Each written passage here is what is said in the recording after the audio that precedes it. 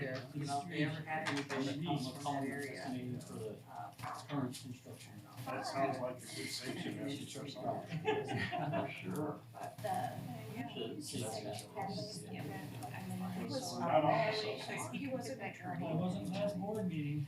and, When I turned he had down. worked for the Justice Department, and then he on a whim Yeah, applied I for before trying to come on. the Australia Justice Department. So he got some overseas, and he wasn't a solicitor, eventually he did, but he worked in sort of research and stuff like that for their Justice Department on the same kind of issues he was working on. And anyway, so he got this overseas experience and he loved it. He came back and he worked with a pricey law firm and he hated it. And then he just decided. How you doing there, Tammy? Good, Jim, how are you? Almost Take as the good foreign as you. service exam and. I miss having you around to say that every day. Yeah. Well, you're only one. That's really dating me, isn't it? How long have you been retired? You just do it. And, This is a good so meeting. he probably cut his salary Brain starts. by, you're down by Right. 2/3. Oh, You know, and just, but he is, he's. Well, I just time up here to collect, so. And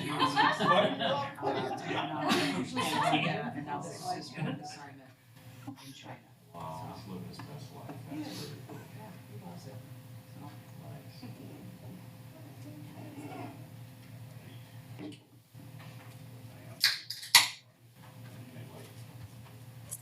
Not good. I will call to order the Finance, Buildings, and Grounds Committee meeting, which was duly noticed on June 10th, 2021, through posting and notification of the press in accordance with Wisconsin Statute 19.84. The first item, any safety shares from anyone, like Jim, driving, Road zones. construction zones. Anybody? You're not going to share, Jim? Oh. You should You should always know ahead of time where you're going and what you're doing, correct? Because when I come down here and I get on 4 side streets to get on the main street, you would think after one time I would know that it's closed? No. After the 4th time, I figure, so I'm going all the way down to whatever street that is. Is that Main Street? No. Yeah, Main Street. That's closed too. You can't get on. So, thank you, Greg. So actually, that is really the safety topic I've been using at work. The same thing. It's really not so much just construction zones, but it is knowing where you're going, being prepared, and then potentially seeking out alternate routes. Kind of real world timing. I went to Memphis over the Memorial Day weekend, and there is a bridge out that takes a lot of traffic over toward Nashville. Well, there is a whole bunch of traffic going over a 4-lane bridge. So it was just bagged up. I knew it as I was leaving St. Louis, which is, almost 4.5 hours away. I knew it. I was looking for alternate routes. And unfortunately, there is not enough bridges to cross that Doan River. So I'm like, well, okay, I'll see what I could do when I get there. So fortunately, and this is what ultimately it is as things were happening, so there were several accidents, but having pulled up my map, although I knew where I was going and looking at Google, you could see they were steadily giving you alternate routes. I didn't agree with all of those, so for the most part I agreed, but there was a couple that I took advantage of. This would be more direct, and it paid off. But really the main purpose is sort of, as Jim said, know where you're going, know how to get there, and if that's blocked, know the alternates for that. Anybody else to add in? Okay, thank you. Is there a motion to adopt the June 15th, 2021 Finance, Buildings, and Grounds agenda? Second. Right. A motion, a second. It's 3 of us, and I'm in agreement, so it is approved unanimously. Next item, presentation of the fiscal 2021 year-to-date. Well, maybe not so much year-to-date being as of the end of April, but the financial summaries and consider approval to move to the full board. Mr. McCray. Well, thanks very much. Included in your packet is a revenue statement as well as an expense statement related to the district's finances, essentially for all funds, 10, 27, 38, 39, 50, and 80.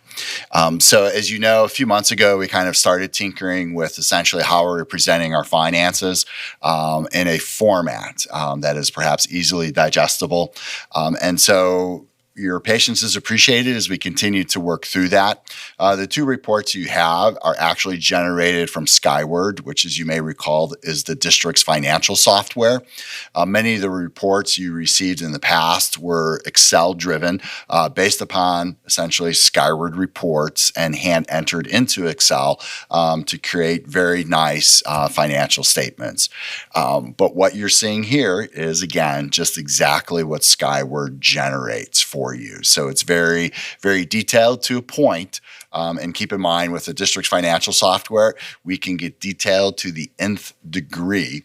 All right. But again, we're trying to look for and achieve that balance of transparency and understanding without not necessarily getting extremely granular.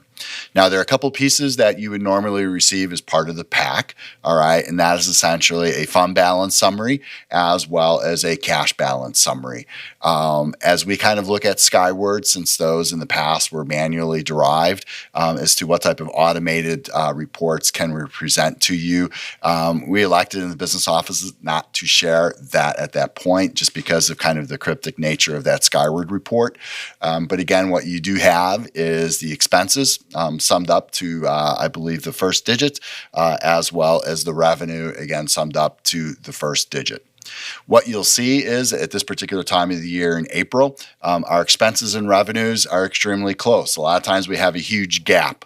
All right, but we'll see a gap coming up. It just happens to be this time of the year. We're fairly close. So we have, if you will, about $96.6 million in expenses April to date, and you'll see about $98.6 million in revenue to date. So almost appears as though we're making $2 million in profit. Now, we're not in the profit business, all right, but this is just really a way to measure our fiscal health, and that's where we're at this point. Do not expect that margin to continue to move forward, though, through the remainder of the fiscal year. Questions for Mr. McCray? Mr. Dahmershauser. Yeah, just a couple of quick ones there. Are any rules able to be waived at the end of the fiscal year if we don't spend some money or anything? Is there any provisions because of the changes due to COVID and other circumstances this past year? That's a very good question, and I'll pause for a moment and just again reintroduce Tammy Carlson. Tammy is our federal grant, state grant manager and fiscal analyst. So if I miss something, Tammy will certainly chime in to cover me, so to speak. I would venture to say, Commissioner Dahmerhausen, that because the majority of school finance rules are state statute, unless we see a modification in state statute, we're not going to see really any changes to our allowable ideas come fiscal year end.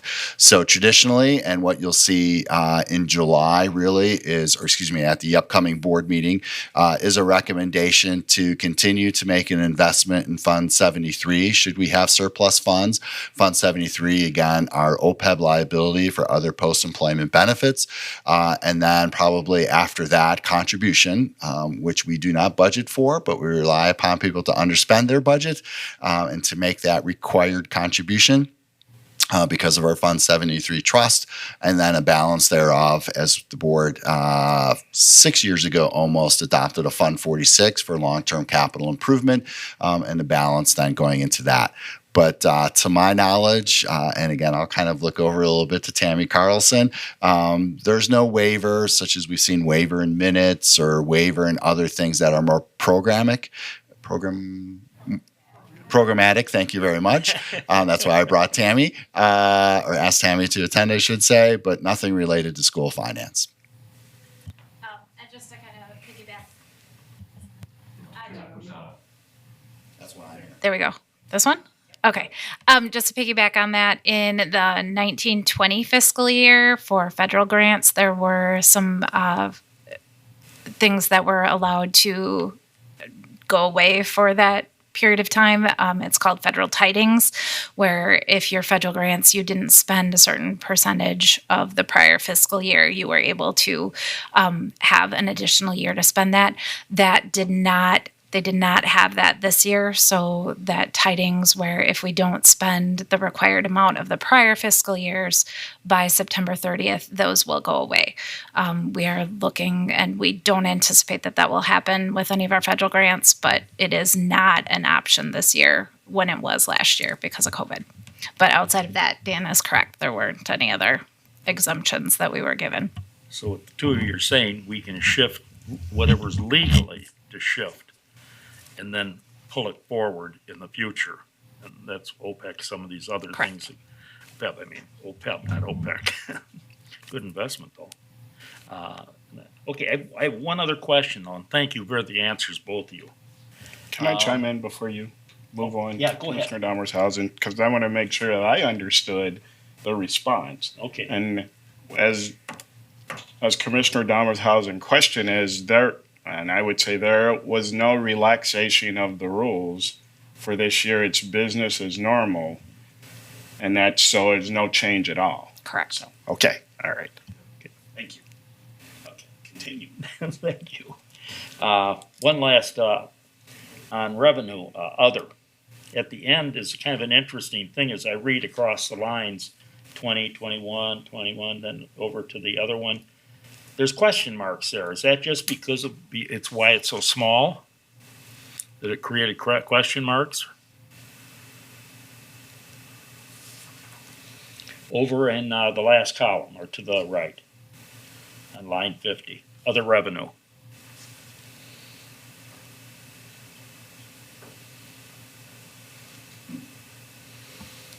Yeah, great question. I don't have an answer for that at the moment. It could just be that, we printed landscape, portrait versus landscape. But I'll look into that and certainly reply back. So that's in Fund 50. For those of you who don't have it in front of you, related to other revenue, Fund 50.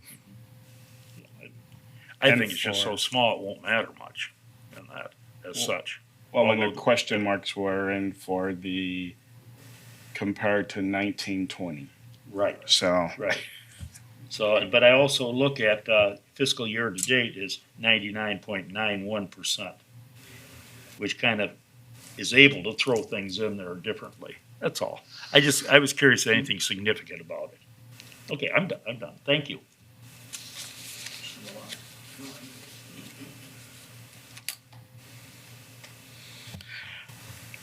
So from a dashboard standpoint, which isn't actually material to what we're looking at, we anticipate when we'll be able to move in that direction?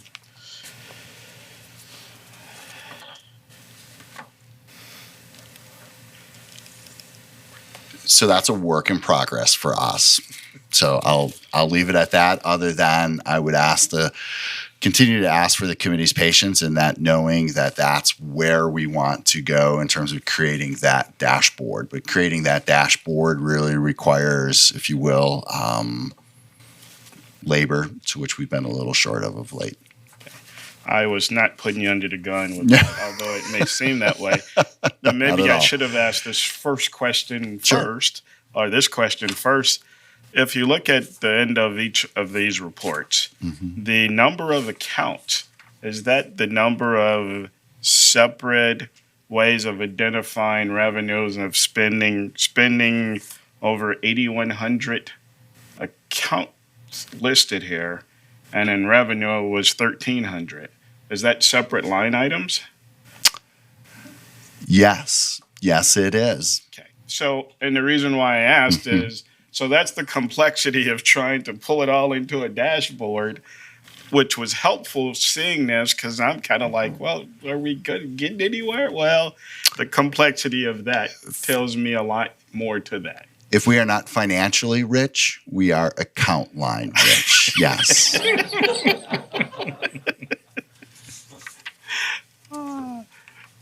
So that's where you could say you've only been here a couple of years. So that's So it's interesting, right? Real quick, if you'll afford me the opportunity, right? It's always that challenge to push, right? And I probably have a reputation in my department in terms of always saying, "Wow, we have a lot of accounts." Now, it's good to have a lot of accounts because that allows you to understand, right, the dynamic nature of your budget in terms of revenue and expenses. But there is a point in time, and I'm not sure we're there yet, and perhaps as my tenure moves on, is either I'll agree that the account numbers we have are appropriate, or I'll probably push in terms of, we have a lot of accounts. This is the sausage making that occasionally occurs that we don't like to highlight on television, Commissioner Ardrey. I understand. Being the treasurer at our church, it's a similar thing. This is the messy part. So, okay. Thank you. Next item, update on. Pass them on. I don't want to do that because it's not enough forward. No, I'm just thank you. You keeping us out of trouble. Do we have a motion to forward that to the full board for approval? Second. Right. And I'm in agreement too, so that passes unanimously.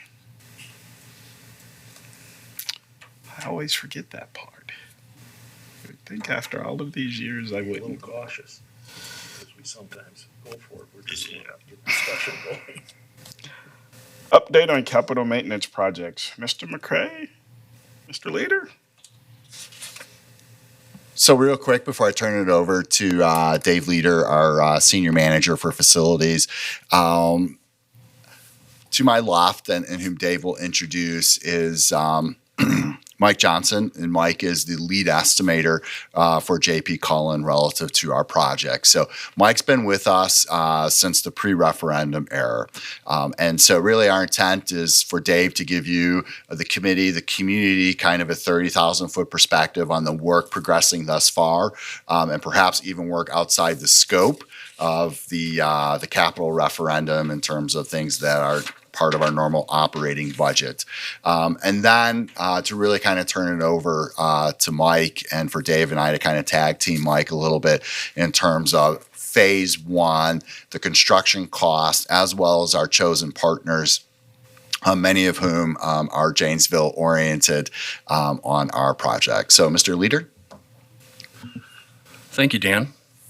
So basically, I'm just going to give oversight of where we're at right now with our first 6-phase buildings. And just for a refresher, those are Adams, Washington, Lincoln, Jefferson, Harrison, and Van Buren. If you need that again, I can certainly, I know I said that quite quickly. Yes, can you do it? Yes, I can. Adams, Washington, Lincoln, Jefferson, Harrison, and Van Buren.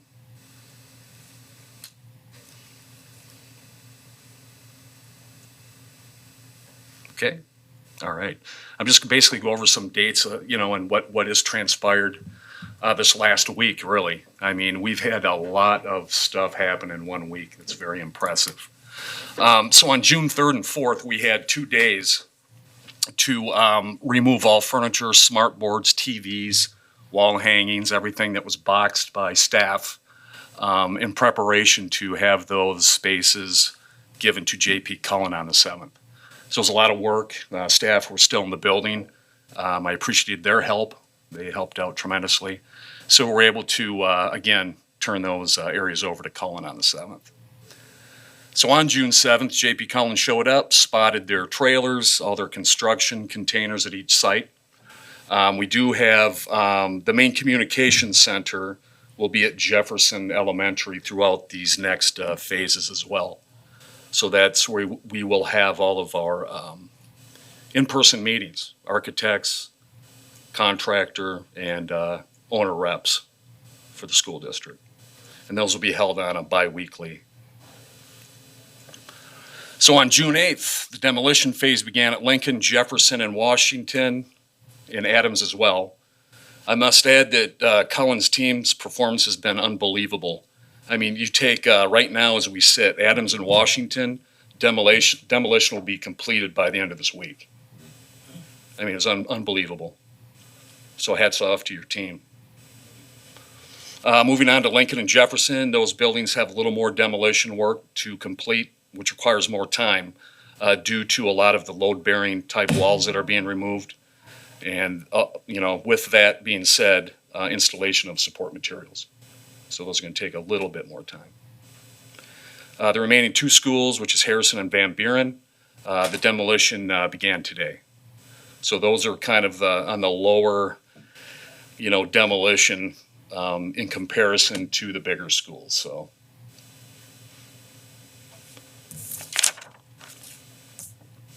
What else here?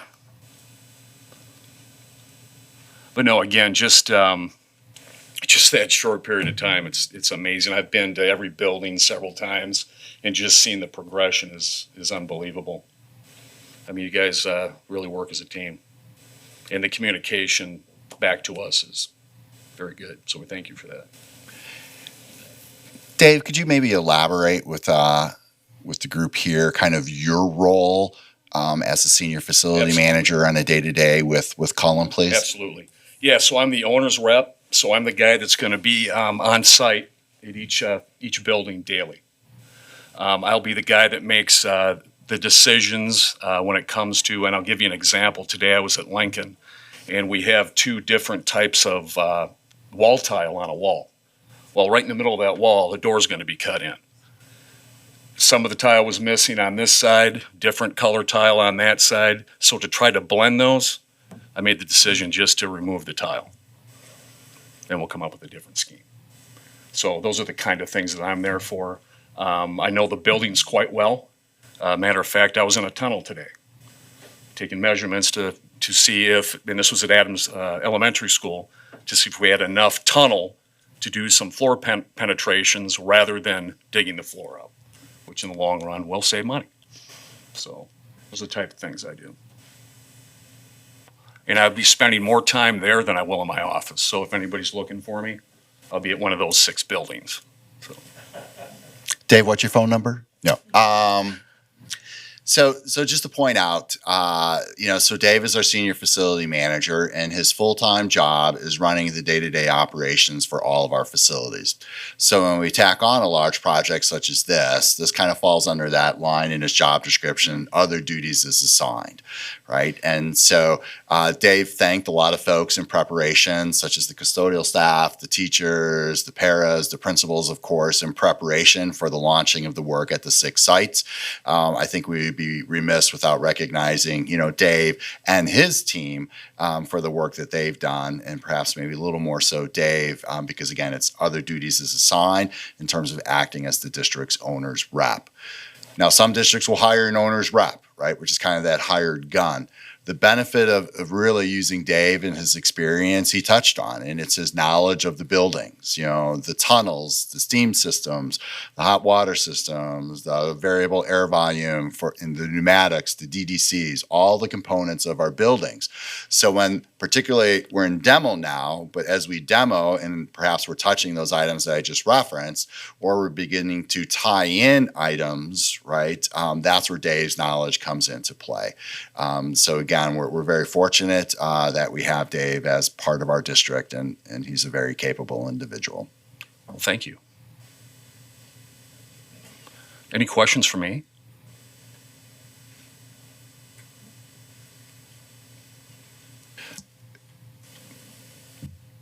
So either Dave or I can introduce Mike Johnson as part of your packet, right? You'll see the essentially the costing related to construction for phase 1. All right. And so I'm going to say, you're going to almost hear it ad nauseum. This is construction only related costs to phase one. We have 2 additional phases. Okay. Dave and I have worked Mike over, so he's going to say the exact same thing. All right. Because even though I'm not an educator, all right, repeating things over and over again, hopefully comes into play in terms of, oh yeah, that's right. You said that more than 7 times. All right. So I'll turn it over to Mike. He'll take you through that worksheet. And again, we wanted to illustrate the worksheet not only from a cost perspective, all right, but also whether it's Milwaukee Plate Glass who's doing our glazing, all the way down to Tricor, who's doing our mechanical, which is a local company, right, to also Morse Electric on the electric. So I'll turn it over to Mike. So before I talk about the handout, just to return the appreciation to the school district and Dan and Dave, an integral part of what we call a summer blitz for construction, meaning, right, we are slamming a lot of construction into the summer months, is a responsive owner that can make decisions quickly and accurately. And that Scott Llewellyn's not here, but Scott Llewellyn is our project manager, and he's working hand in hand with Dave on the daily basis, and the weekly meetings, I believe, start tomorrow, every other Wednesday, for a more group check-in. But I really appreciate the decision-making process and how the school district has been responsive, not only while it's in construction, but also in the pre-construction, in the bidding phases and the budget update phases. It's been a great partnership, and looking forward to seeing this through to the end.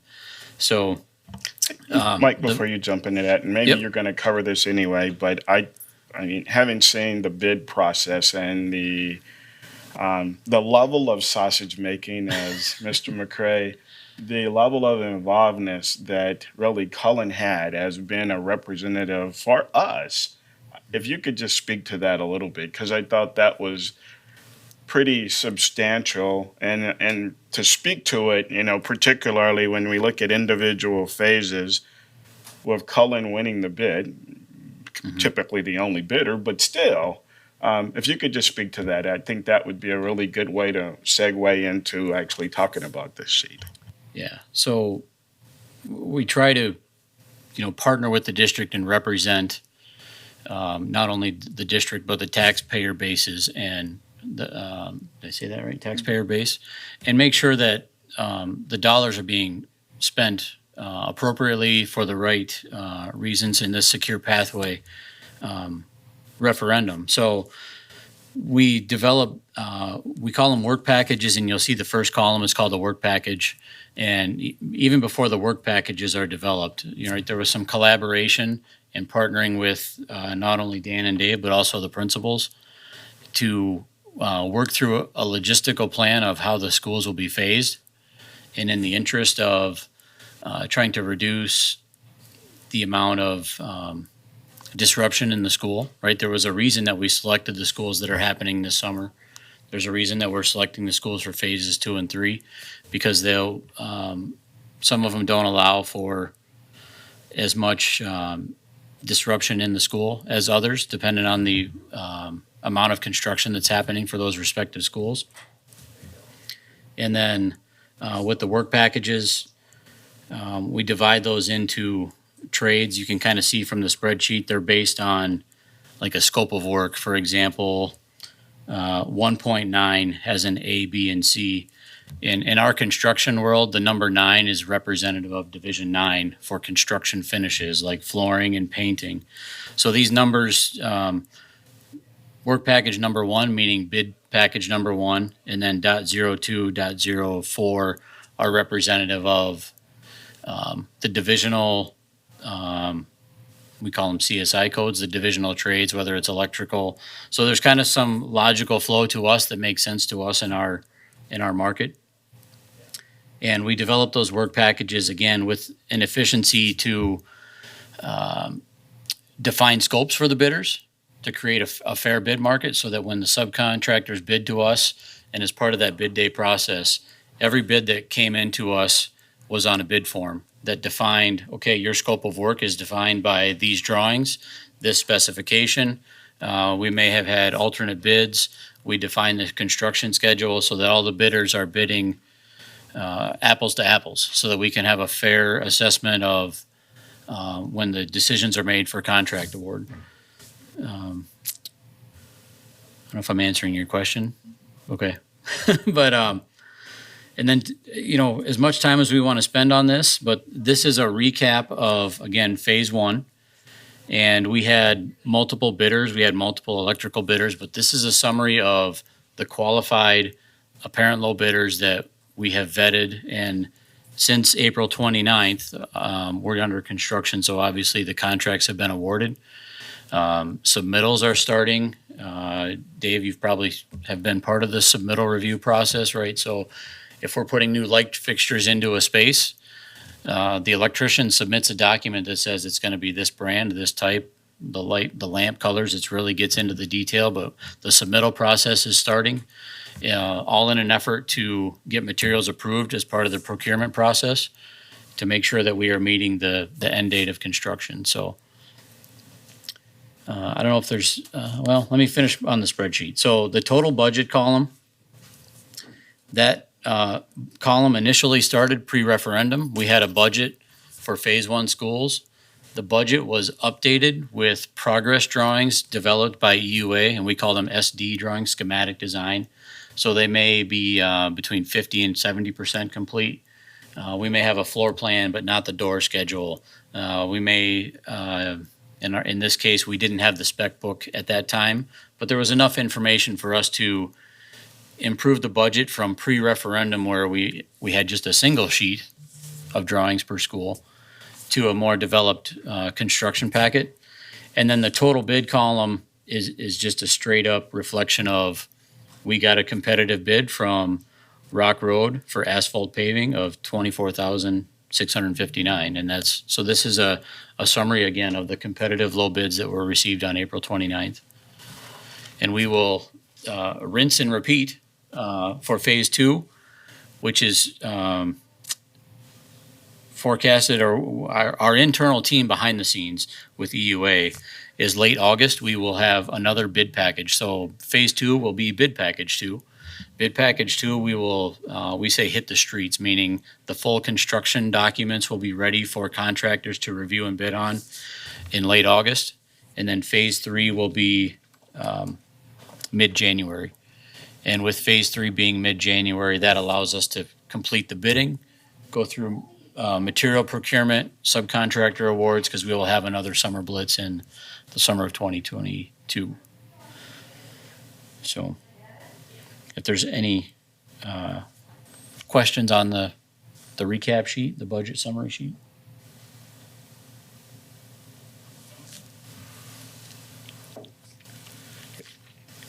Just kind of disturb them. I look at a couple of these, and I think we've done a pretty good job, and I realize that when you look at packages that are this big, covering so much, it's hard to be horribly or tremendously accurate in that. So we're going to see some skipping around. But the one that stood out so much to me, and there were several, but Rock Road for asphalt paving. We estimated, because that would probably be parking lots and playground. I think of Adams, which is part playground and that. Such a big difference. Did any specs change during the time of this? No, in that particular example, when the schematic design budget was developed, we at Lincoln, not only did we have a drive-through lane, but the budget also included some, I can't remember specifically, it was additional parking or just updating a parking area. But through the process of plan review, that was, I guess, eliminated from the scope, and it was really defined that the scope of work really needed for the secure pathway was a drive lane, I think, a drop-off lane for parents. So it wasn't a spec change, it was more of a scope change. And we also had, at schematic design time, Adams Elementary, there was potential at Adams that we were going to have to do ADA ramp changes and some site impacts. But once EUA got through the code code investigation. The ramp to the south of Adams, which is a switchback ramp, it meets code. There was a initial concern that was going to have to be brought up to code and replaced, which kind of a trickle down effect affected parking lot and paving and sidewalk, and those kind of things like Adams and Washington. We had a lot of scope changes, not really product or specification changes, which is a big part of why we have a almost $500,000 under budget savings at this point. Says, we do have, and that was a question that hit me, almost 500,000 in savings. But that 500,000, let's say they complete phase one and that actually happens, because that'll fluctuate somewhere along the line as you go. And then there'll be a phase two. Can that flow into phase two and phase two Yeah. into phase three? And then we're more concerned at the very end that we haven't spent that. Right. So what we're doing, right, things are trending in the positive, meaning under budget. And what we're planning, what we're working in the background is when we get to the end, right, phases 1, 2, and 3 will all be completely bid, and there's going to be a delta, right? Optimistically, under, right? We want to have surplus funds. What we're doing to respond to that and prepare for that is we're starting to look at the individual schools and having, I'm going to say, an interview with the principal to develop we're going to call it a next level, a list of things. There are a handful that I can think of at Adams that we're going to work on putting prices to. So when we're done with all the competitive bidding, we will have kind of a la carte list of, hey, we know what the delta is. Now we can chip away at this list and entertain and engage and put in place some of these next level items. Comment on that. You bet you can. So if through each phase, there's savings of almost $500,000. First one. I mean, just said, if that ends up, so then we would be a little less than 1.5 million, then we would look at the next big thing to do. Because the referendum was secure pathways and boilers, so the boiler component would then have more available money to spend, so that might equal another boiler or two done. So although I know we have asked them to collect, if we end up and it's just 500,000 and it's not quite enough to do a boiler, then we can get off some of the next level items. But if the delta is big enough, then we will use it directly stated for what we were intending behind it. So, Thank you. I'll just kind of sum my last bit up. Along the line, as we have been discussing at board meetings and various things, and I know that our ESSER and all that stuff might be in jeopardy and a lot of different things out there, which is not your province. But one of the things that, to me, one of my goals has been make sure all the schools are 100% air conditioned. And I can't remember all the phases of things, but is there a goal for that eventually? I'll speak to that only because of as we put together and you think back to, and I don't remember what the company was, but now they're SiteLogic with the full review of things. That was I'll call it a next level of project. It wasn't what we went to referendum for. Now, clearly, if there are no other boiler needs, that would be nice. And we can complete, and we have $1.5 million, and then we can do something with the $1.5 million to speak to air conditioning, then that would be the next thing we would look at. Thank you, everyone. Other questions? Okay. It's not directly to Mike, but yeah, I think it's appropriate. Sure? Okay. Yeah. I asked Greg, I want to make sure this was the appropriate meeting to do this. I know you guys, I'm sure, have all thought ahead on how this is going to affect summer school, with the entrances and everything. So I was just wondering if you've had any feedback on how summer school is going with the construction. Thank you. Yeah, prior to any construction, we got with building principals and plotted out a plan for each building.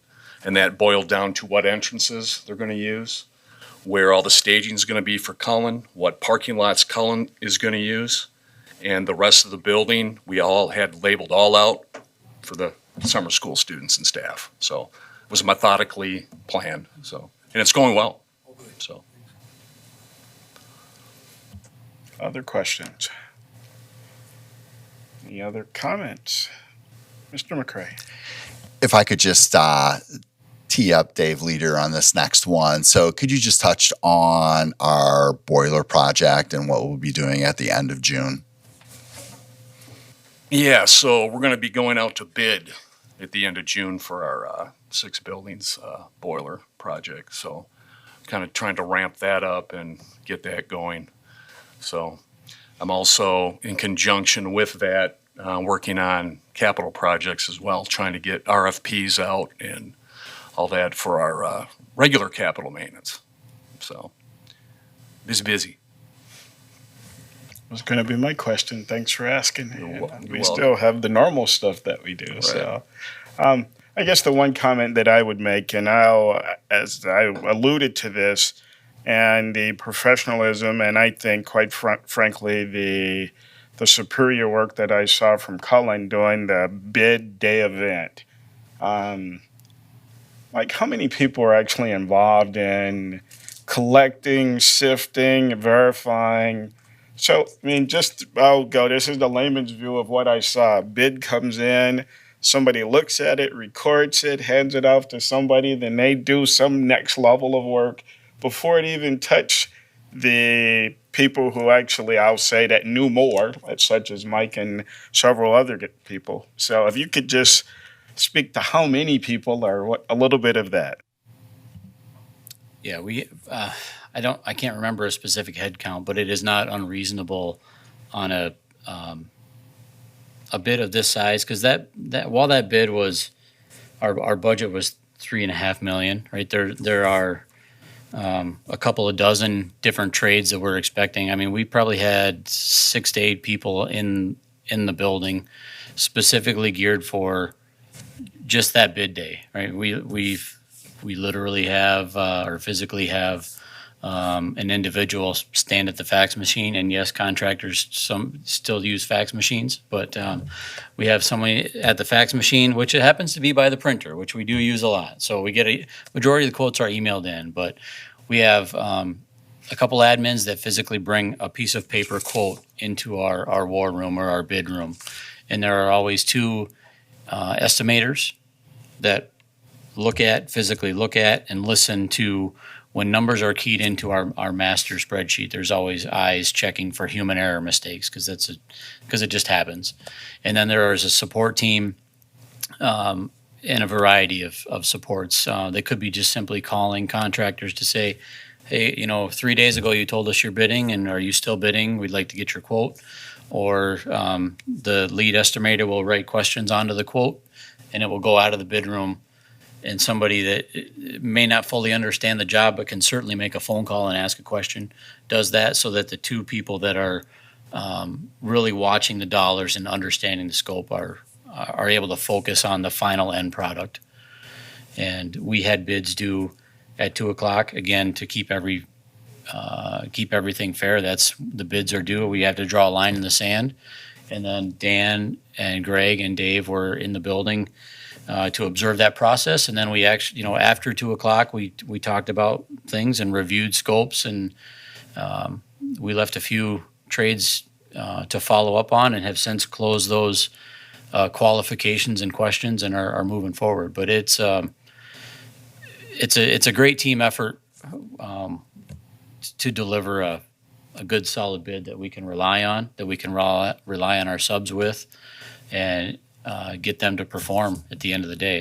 That's what we're trying to do, is deliver a product on time and within budget or under budget in this case. So we do it with every client, but it's really a tie to Janesville, right? With JP Cullen and hometown, and the pressure's on a little bit, but we step up to it, right?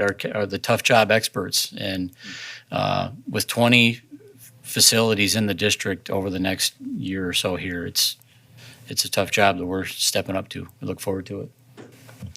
Thanks. I thought it was important to add in a little bit because, granted, it is Cullen and hometown, but they're not resting on being hometown. They're representing the taxpayers to the fullest. And, and I'll go and we have also used Cullen, we being Alliant Energy, but it is because of the level of focus and expertise that they have. So I don't know what other places do, but we feel we're in good hands and we'll expect to see savings in the next couple of phases of projects.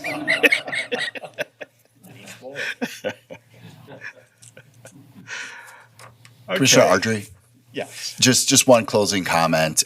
So we wanted to highlight, simply because we're in the thick of it, Cullen at this point. In July, the committee will most likely will have EUA, Epstein Union Architects, as our guests, just to kind of talk a little bit about the design element, since we'll be in the thick, if you will, of preparing those documents for bidding that'll occur, later in the summer relative to phase 2. So just again, obviously we're highlighting Cullen because we're in the thick of it, but they're not the only partner at the table. So just so you know, who's doing the documents? And it's just really an opportune time for us to bring them forward as well. Thank you for pointing that out, because they're also an awesome partner to help Cullen do what they do. Okay, any closing comments? Okay, next item. Thank you, Mike, for attending and providing input. Our next item, the 2021-22 Budget Development Update. Mr. McCray.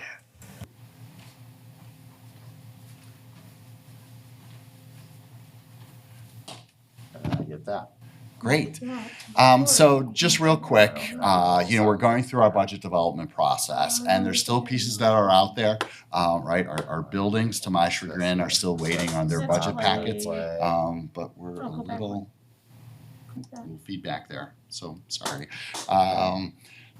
So we're working through it with our staffing and business services, but we wanted to take a few moments. No, that's good, but I was kind of. So you do have. Pass on to your next slide.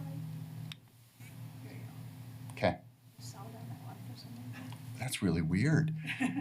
Okay, so budget planning. So just to recap, as we typically any budget phase is we use a cast forward approach. So what does the prior year budget look like? And we're going to cast forward from a projection standpoint.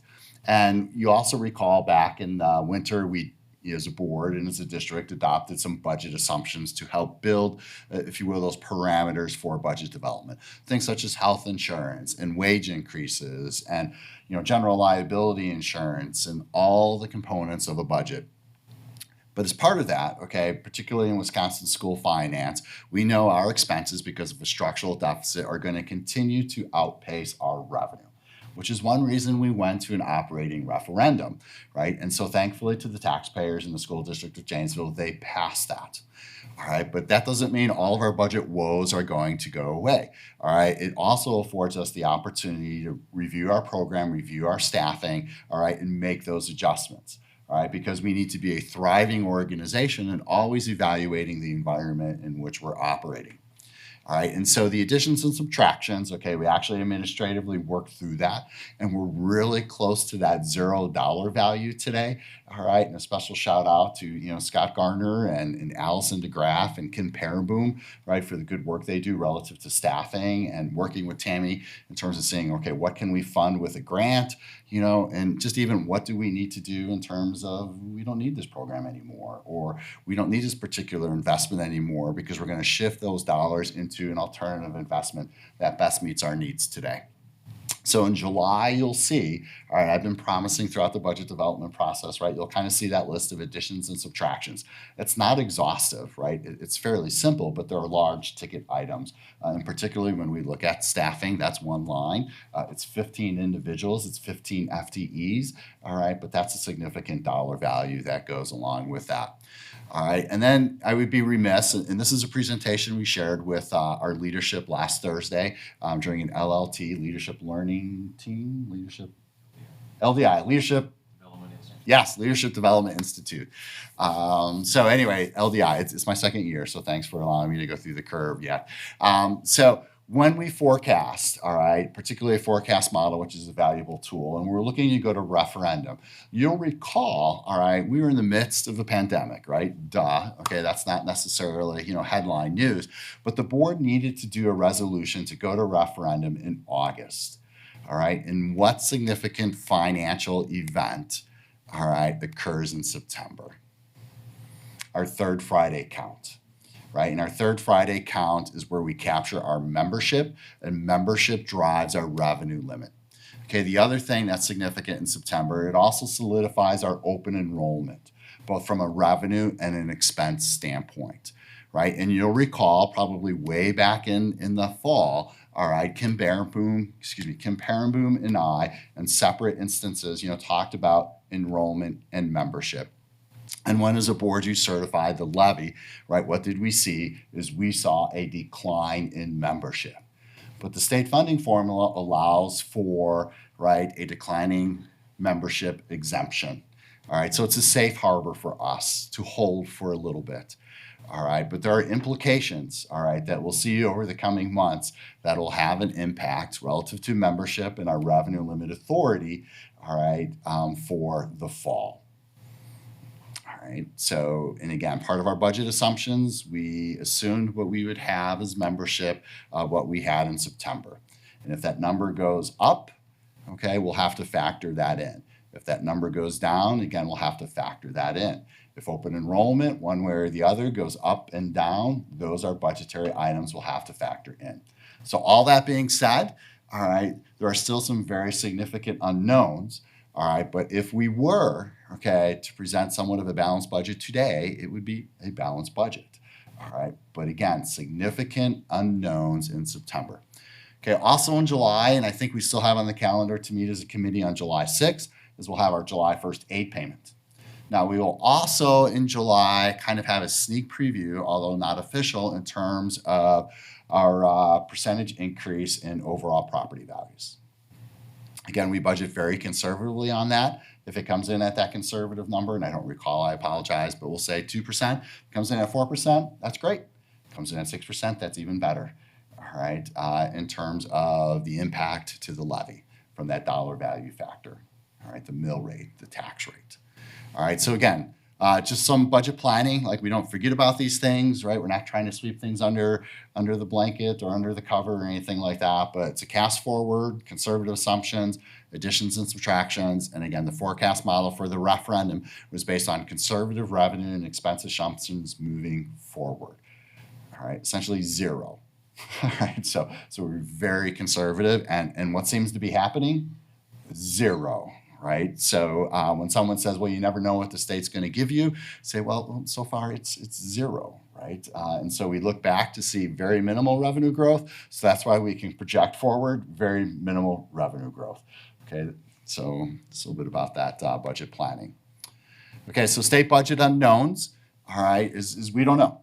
Right, so we're almost in the thick of it. In headlines, similar to where we were a year ago relative to the pandemic, right? So too is joint finance, what's going on in the Senate, what's going on in the Assembly. All right, it's a very dynamic process. And again, I referenced earlier the September 3rd Friday count, again, solidifying open enrollment revenue and expenses, as well as our local membership.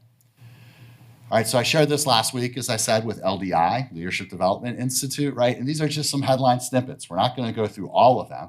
All right, we have Senator Alberta Darling says, maybe we need to make more in investment. All right, we see unprecedented revenue growth at the state, right? So the Legislative Fiscal Bureau pushes that out.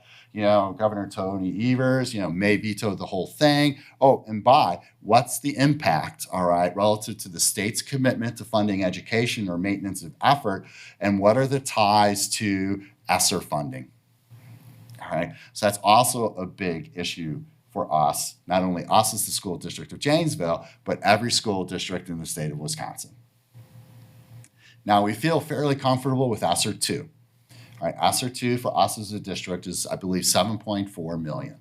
Okay, SR3 is really kind of a little bit of the big question. Okay, but we've not spent any of SR2 money yet. All right, not that we haven't planned for it, and that's what really the next few slides are going to be. All right, this is a slide we've seen before. This is a slide our principals have seen, and it's just really kind of a quick synopsis of SR1, SR2, and SR3. Okay, so I have to be careful not to necessarily overthink things. We have 3 grants over multiple fiscal years that all are feeding perhaps particular fiscal year budget items. All right, so we really have to keep track of that. All right, so in my geekiness, I kind of created this rather cryptic Excel spreadsheet, and someone perhaps with an educational background is going to look at me and say, what are you doing? All right, but think of it as this funnel, okay, SR1, SR2, SR3, okay, feeding different fiscal years that go all the way out to 24, 25, but yet we have annual fiscal year obligations. So we want to be sure we're essentially all aligned, all right, and I won't make any more sausage with that comment. All right, so SR2 is really a work in progress or a WIP for us. All right, and kind of the 7.4 million, we've kind of roughly at 30,000 feet have identified about $3.7 million worth of expenditures. Okay, so the challenge, right, and Frank Schmidt at the Gazette, right, is Frank Schultz, excuse me, is like, how you guys spending money, all right, because maybe Milton has an idea, or Clinton, or Evansville, okay, that has much smaller pots, all right, or has an easily identified allocation of that particular funding. For us, and you've heard me say before, right, is Allison DeGraff and Kim and the entire administrative team is that first we're going to focus on learning loss, teaching, and learning. All right, that's what we need to focus on. All right, so staffing relates to that. Then we have facilities. Then we have maintenance of effort, which is an opportune time for us, which again, kind of our subject matter expert, Tammy Carlson, is here with us.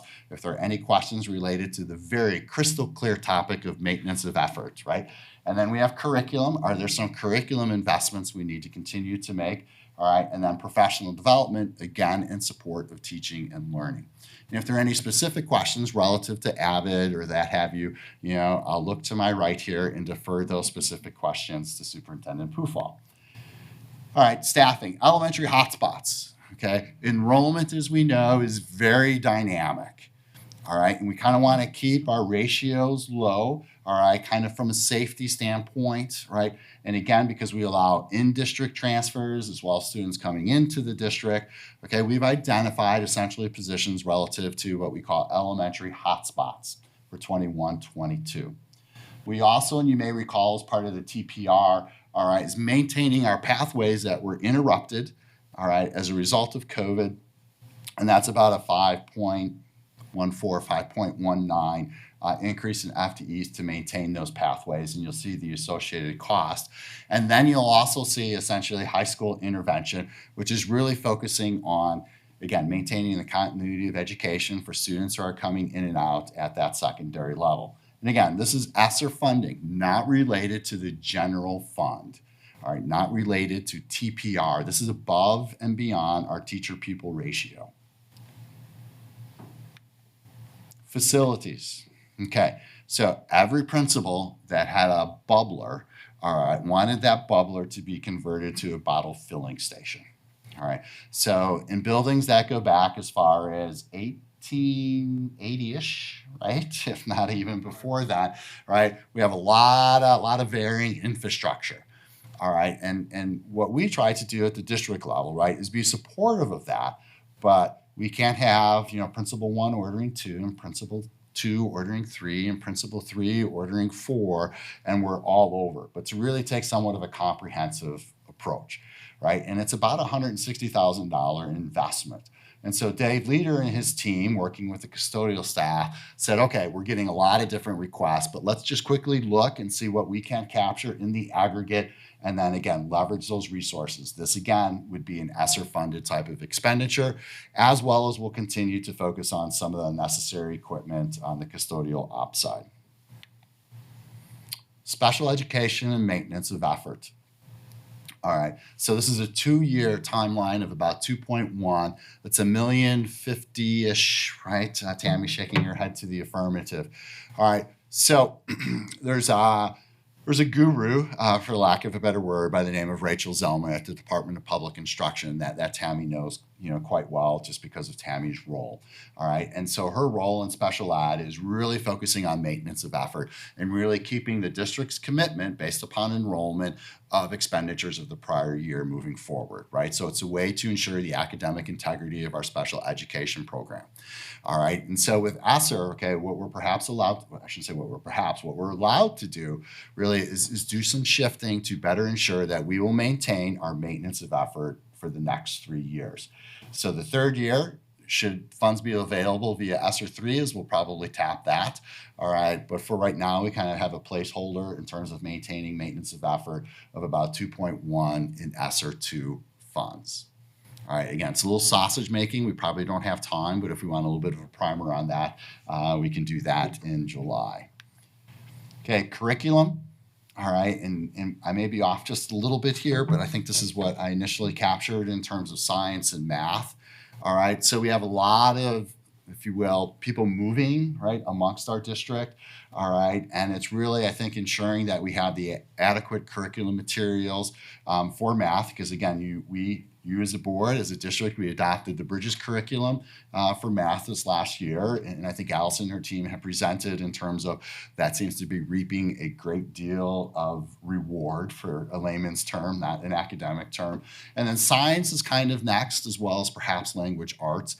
But science in terms of, we got some old microscopes out there, right? We also have some old curricular pieces. And science perhaps at the elementary and middle school level is a little bit simpler. All right, but when we get to science at the secondary, high school level, right, there's a lot of different pieces of that. And again, that's the layman's perspective, and I should probably stop talking about curriculum since I'm a licensed business manager. All right, so some curricular investment, and then professional development related to AVID. All right, and so I'm actually going to turn it over to Superintendent Pufall just to talk a little bit about AVID and the implications of that investment for professional development and how it impacts instruction in the classroom.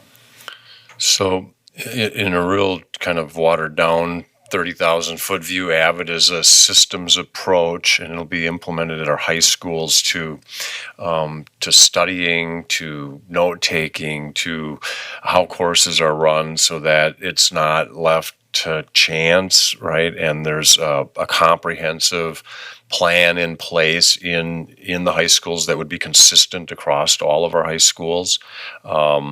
It's a program that's been around for quite a while. We were beginning to implement it in the district I came from, which was now 5-6 years ago, and it's again a program implemented with fidelity that shows a really strong track record of improving learning results for kids. And it really is about training for the staff, to get them, they're all doing the best they know how to do, right? But there's a lot of islands of excellence, but there's a big sea out there, right? And so we need to make sure that all staff are functioning at a certain level around these issues, and AVID is a kind of tried and true method of doing that. Is AVID an acronym for something? Yeah, but don't ask me that question.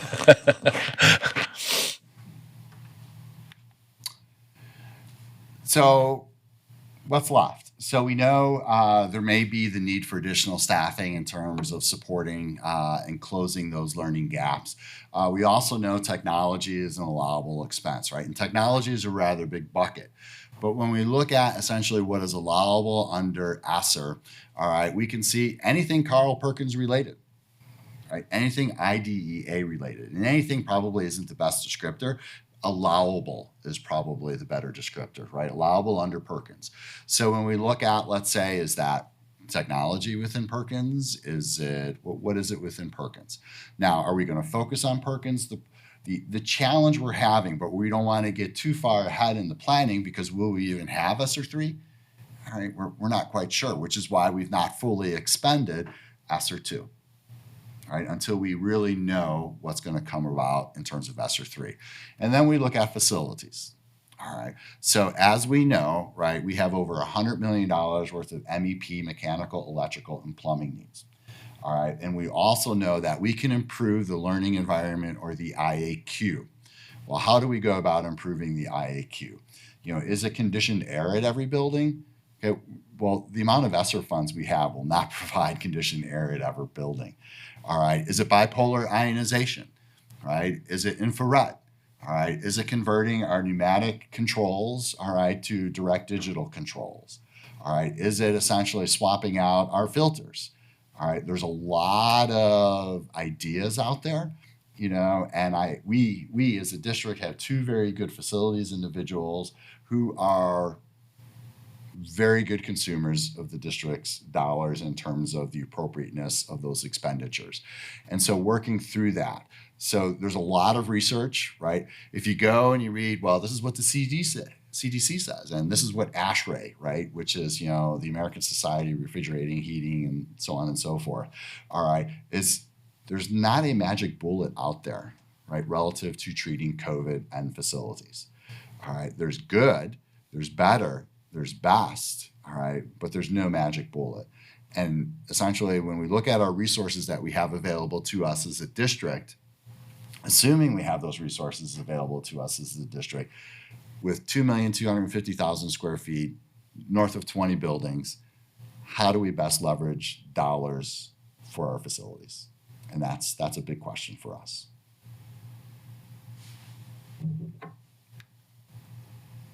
Okay, covered a lot of material, right? But everyone's, well, what are you doing with all that money? What are you doing with all that money? And this hopefully provides a snippet in terms of some of the planning of the director's team, Dave Leader and his team, with a lot of input from Tammy, who's extremely versed in this subject, in terms of how we're trying to move through ESSER and then what ESSER looks like in terms of the state budget and the state budget implications. So it's clear as mud.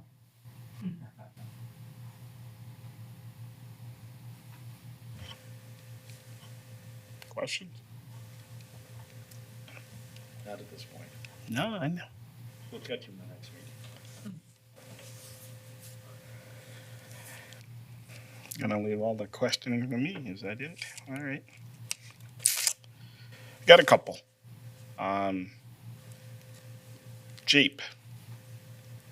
I know we haven't really talked about that, and it's one of those unknowns, but it wasn't one that you necessarily identified. Is it that unknown?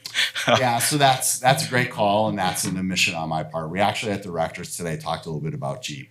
I think Dr. Smiley and Mary, are seeing that form, right? And we're seeing the prospective students secure their visas, their expected students secure their airline, right? And so that's good for us. I'm not sure we're quite to the volume, and I believe this is on a board agenda very shortly. It'll actually be on the agenda next Tuesday night, and we'll have a presentation and an update on where things are at with Jeep. So timely question. Thank you. So it's coming together, but we don't have it definitive in terms of we have 50 confirmed students coming. But I'm just going to add a little bit more, right? And this is perhaps what gets me in trouble, is adding a little bit more, is Jeep over the last 2 to 3 years, and I'm just reiterating a point that you as board members have heard in the past, all right, has contributed extremely to the district's bottom line, and it's in the $300,000 plus, and that's, if you will, right? And again, this is a layman's perspective. That's a gross profit within that program, right? So this year it was all online, so still profitable, all right, but certainly not to the extent that it has in the past. So to just take your point, Commissioner Ardrey, a little bit further is, if that returns, all right, from a revenue perspective with a pure profit contribution to the bottom line, that provides us with a little bit better budget security. Thank you. By the way, AVIT, advanced via individual determination. That's completely nebulous there. Like, what? Okay, what is that? So much of what you shared when you hit the ESSER of $3.755 million, then everything after that was spending that amount of money, or maybe not exactly, but that's where all of these ads were really coming from, or one-time expenditures were coming from the ESSER dollars. Am I understanding that correctly? If I understand you correctly, yes. Okay. Well, we had the SR2, a work in progress, $3.755 million. And then all the other ones, including this particular slide, had dollar amounts. And I just wanted to make sure that all was tied back to that. That's an excellent point. So you know, going the wrong way. Going too far. So 3.755 consists of those dollars available for staff, bottle filling stations, custodial ops in terms of additional, the price of, and a shout out to Dave Farwell, right? So pricing has been all over the board, in part because of scarcity relative to cleaning supplies, in particular disinfectants. And then that 3.7 includes the 2.1 million for maintenance of effort, or actually half of that for the 2021 school year. All right, 125 for math and science, science, and 50 for math, and then 100,000 for Avid. Thanks, because, well, in my mind, I'm like, so if we're adding that, where's the money coming from? But then it's like, no, it's all the ESSER stuff. So just wanted to make sure that I understood that correctly. Great point. Anything else from anyone else? Any items to point out? Any more clarifications or anything? I don't have anything. In July, again, just to recap, you'll have that list of the additions and the reductions, essentially trying to get to that balanced budget as we know it right now, outside of any changes in Jeep, right? Outside of enrollment and membership and what have you. And then we'll know July 1st, essentially the preliminary aid. And then kind of maybe a bit of a snippet relative to our property growth. Municipalities get that dollar value first, right, to their specific municipality. Our friends at Baird Finance kind of understand our municipalities and then do a projection with a bit of an asterisk saying, okay, don't take that quite to the bank, but this is, we believe, where you're headed. Because we won't, as a school district, receive that percentage growth in property values until October. 3 months into the fiscal year. Okay. Thank you. Thank you. So the next item is future committee meeting items. Anything, you, Mr. Millard? Mr. Dommershausen, anything you would like to see us cover? I think everyone's doing a great job. I look forward to the next phases. I think they're doing an outstanding job, but there's still a few topics that I think we do need to cover. And I guess this is more of a question as I think back a little bit to Commissioner Dommershausen's question. Well, maybe it's more my answer with respect to the company that is now SiteLogic. And was there anything contractually that they needed to do from a report out to close out sort of all the work that they had done, whether it was Edison, whether it was all of the other individual buildings? I can't remember. It seems like there was something that was left for them to do an official report out. I'm hopeful that that is the case. Maybe that would be my way of saying I would, because I think there are some questions that I have.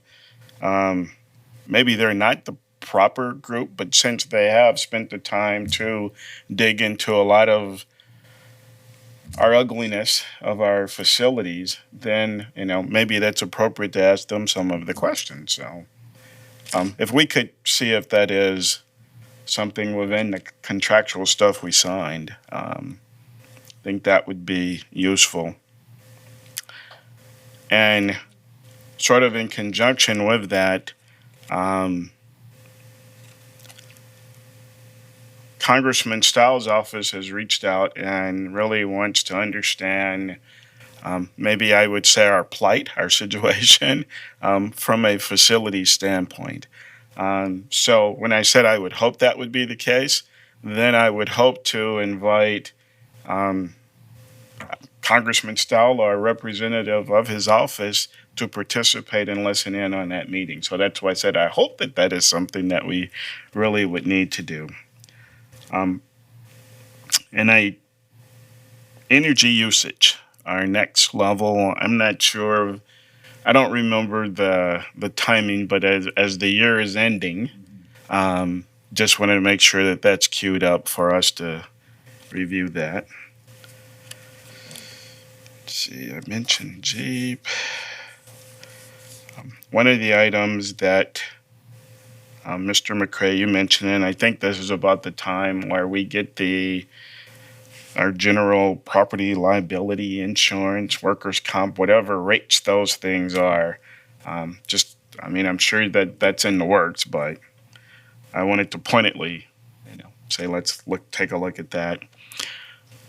And then lastly, Mr. McCray alluded to having a July 6th meeting on tap. So then I would say, do we want to meet then? And that would be our July meeting?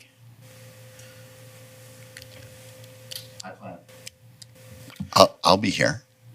Okay. Okay. Time.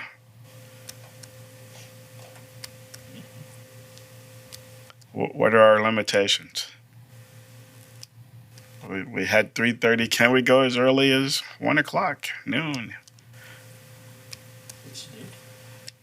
July 6th. 6 in the morning. So, Commissioner Ardrey, we may have an issue with recording a meeting any earlier because of the availability of our tech crew. That's a different issue. It's not a meeting date or time. That's just fine with me. because ultimately, and maybe this is the next thing I want to say is maybe for that particular meeting, we do want to record it. But this upcoming year, I don't want to be tied to having our meetings here. I think it was committee beneficial to not have to purposely do the walkthroughs early in the morning or some of those things, but having the meetings in individual buildings. So as we look at the work that will have taken place and upcoming, it would be easy as opposed to talking about it for Mr. Leader, Mr. McCray, or a guest or whatever to say, hey, you guys can come take a look at this. Now, we'll have to figure out how to orchestrate that, but I just think that is something that I definitely want to get back to. It was originally a request from a commissioner to record the meetings. I think it is very appropriate to do that, but we can select the agenda items that would be most pertinent for recording versus those that we're going to still report out on the meeting with enough fidelity to have a conversation in addition to the packet, but not necessarily the full recording. So that would be my desire. And I guess the only way that wouldn't work is, my report out of this committee, I'll state the same. So unless my fellow board members push back on me, that would be where I'd like to move. So other agenda items. Oh, I didn't realize we were twins today there, Carl. My gosh, we are, aren't we? Same church. Is that a lot of time? No, we haven't settled. That was the next thing is. So what is our limitation from a recording time? Typically, the gentleman that we have recording right now usually cannot get here till 4. We made an arrangement today to make the 3:30 work. So, But we're also training another person who will be available over the summer, but so it sounds like July 6th would be throw the training wheels off and off we go. he should be just, yes. Well, So you set the time and we're gonna try to make it. okay, all right. I appreciate it. If everybody can do one, I would love to do it. It's within Okay. the complicated work days that everyone has, and if we three are available, then I would really like to do it that way, and I can block it out of my day, and it would be useful. Okay, July 6th at 1 o'clock Excellent. here. Okay. Is that fine, Carl?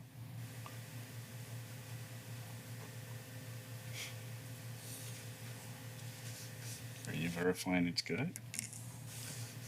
Hey, we already did that once. Well, I was just making Still sure. on my, still on my Okay, thing, okay. automatically filled in. Alrighty. All right. Well, we've reached the end of our agenda. We are adjourned. Anything on Tuesday?